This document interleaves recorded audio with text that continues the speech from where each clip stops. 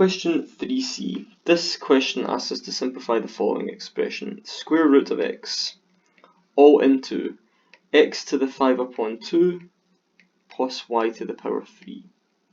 So at this point I would advocate the following. So when you have a square root and you've also got a mix of other exponents in the problem, it's very convenient to rewrite the square root of x as x raised to a power.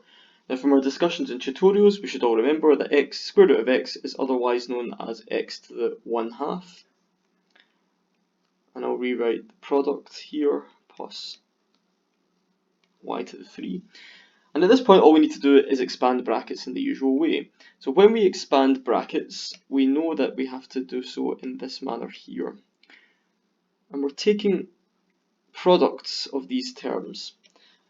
Now when we have the first term 1, both of these terms are numbers with base x and they have powers. So at this point when you're taking the product of numbers which are exponentiated with the same base, that we can evaluate that as, in this case, x raised to the power 1/2 plus 5 over 2. And the second term is a little bit less convenient.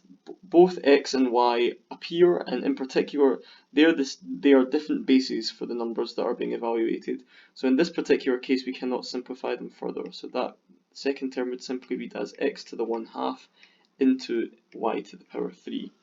So simplifying the first term, we would get x to the power 6 over 2, which is otherwise known as x to the power 3, plus x to the 1/2 into y cubed. And that for me is the answer in its simplest form.